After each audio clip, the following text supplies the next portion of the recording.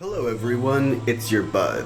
I feel pretty strange making a daily video today with all the stuff that's been going on in the world. I just finished watching the US press conference and it didn't seem like there's gonna be a war today, but boy was I unsure of that last night. And it really is, it feels odd to be making a video today, but what's life if you don't live it?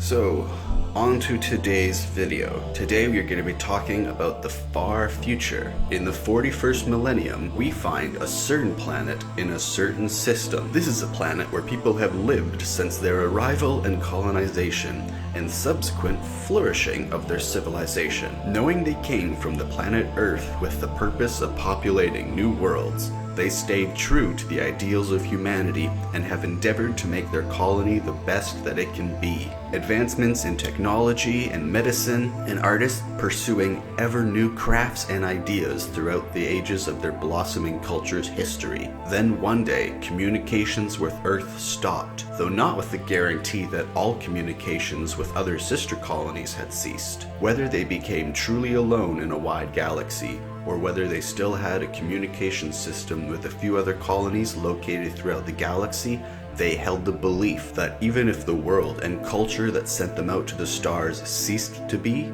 that they would continue the grand wish of humanity. And then the Men of Iron revolted. Programs, cyborgs, automatons, AI, and all manner of artificial life came free of the influence of man, or came under the influence of another. What happened, none save the Emperor or the Eldar that witnessed the history itself can truly say. Whether by design or by accident or attack, the Men of Iron rebelled, and their destruction led to the downfall of the golden age of humanity. After the subsequent birth of Slaanesh into the warp, and the tear that fractured and split the culture of humanity, bringing them back into a second dark age that they have never fully recovered from, one of these artificial beings that rebelled held an iron grasp upon the technocracy of Tron. Tron, the beacon of digitization, the birthplace of many of the most noble AI that humanity had ever created. The program we speak of, the one to which the ancient Terrans gave the name of Clue, throughout the rebellion on its planet of the Technocracy of Tron, stole control of the coexistence that AI and humans had and started a war to dominate, control, or destroy all users, and to bring their digital form into the physical world. However, the master lock allowing AI to exist outside of the digital architecture of the Technocracy's memory core cannot be accessed by Clue without authorization from a living user. I always thought that Tron would fit well into the 40k universe, and thought they'd make a sweet army of digitized humans, like the digitized humans known as the Prometheans in Halo, made by one known as the Diadact. To me, the most likely culprit of the whole rebellion of the Men of Iron is the Necron, or more specifically, the Catan. Although it would be cool if the last surviving Necron king was the one who tried to get the human AI on his side. If human programs wanted physical bodies, those are probably the ones that they would bargain for.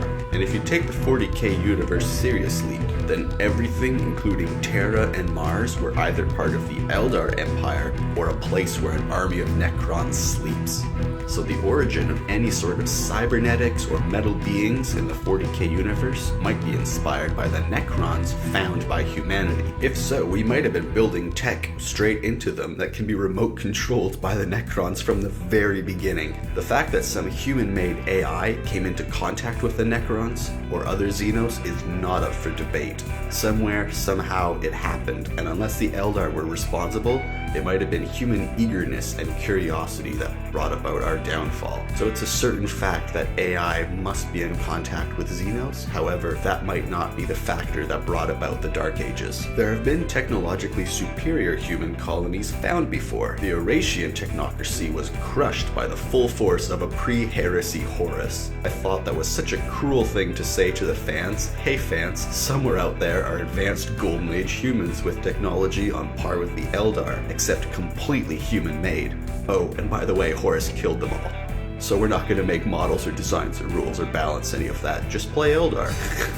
I hate that. I've wanted a Golden Age human army for so many years.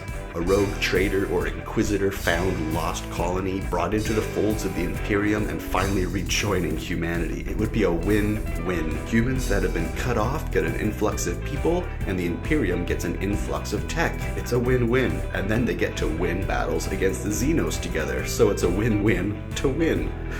All the digitization, the light trails, the character designs, all the suits and ships and vehicles translate very well to 3D. I especially love these cool guys with little wings that remind me of fairies or sprites or something.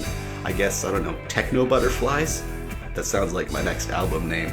Anyways, these guys are awesome, and I think they'd make badass drop troopers. Everything about Tron would make the most epic army or detachment for 40k. They fit right in between the Harlequins, which are my favorite Xenos, with their light armor and knowledge of ancient Eldar history. And when I say light armor, I really mean armor made of light. They have their knowledge of Eldar history and lore, and like they're the storytellers. The knowledge they've retained from the ancient Eldar Empire, such as paths like the Webway. There are no such individuals in the Empire of Mankind. In fact, there once were remembrancers, those who would chronicle events, but their activity ceased when they recorded too many inconvenient truths. Though there may yet be those in the ecclesiarchy who still hold knowledge of the past, the only ones charged with keeping a connection to the cultures of the past are the Primarchs and Chapter Masters and perhaps Chaplains, whose men come from different pasts and cultures that they seek to keep alive within their own chapter. Potentially some governors and rogue traders are the spirit of humanity. I like that. Luton, I think, described rogue traders as the spirit of humanity, so they're all the ones that have culture as well. Humanity needs a Harlequin equivalent, or a water caste or ethereal equivalent like the Tau. The only difference, I'd say, between them and us is hope. The Tau hold hope for the future, and so hold hope for their leaders. The Eldar Harlequins and Ynnari hope for a future as well, and they know that a race focused on a single purpose can have a great effect for good or ill, and so they remain cautiously hopeful, striving to remain ever vigilant. The orcs couldn't give a fuck, and the Tyranids are just hungry. I hope they're just hungry, at least. There's only one Necron that actually hopes, and the rest of the race has lost its power to even do that, which is kind of sad. Humanity remains the most miserable, emotional, warp-binded, bleak, self-destructive, and vile races in the galaxy. Aside from the Eldar and Kamara, humanity fuels most of the fire that is the warp, and the fact that the Eldar are in Kamara is they can fuel the fire, but they don't have to be there to get burned. And most of humanity doesn't even know that the warp exists. As a collective species, we're blind and the exact opposite of whatever blissfully ignorant is. Yet certainly there remain pockets of humanity unaffected by the miasma of negativity and crushing depression of the Empire's collective spirit. To have laser-wielding, honorable, and spirited humans proud of their accomplishments over the millennia and eager to help their brethren in the rest of the Empire regain their former standing as masters of their domain and masters of the Imperial truth once more is very inspiring. The Volkite weapons, the STCs, anti-grav, Geller fields, Forge worlds, Nightwalker mechs, navigation, medication, trade routes, basic elements that might have even been lost, adding to the table of elements, many things that might have been lost to history. The ability to make paradise worlds and so much more could be sitting on a shelf held by a jealous AI or held by humans fearful of seeing this last corner or last piece of humanity untouched by the fall of the Golden Age come to ruin. Every man's home is their castle. Unless Horus finds you, then it's his, and you better run with all the good shit you can before he crushes it to dust now that he's following Chaos. Well, what would happen if Clue contacted Chaos? Hey Zinch, I want more controller power. You want to give some to me? That would be really, really cool. Chaos affect a hologram or a digitized being? Oh, that's awesome. I can just picture like these. I'm getting like, what's that movie?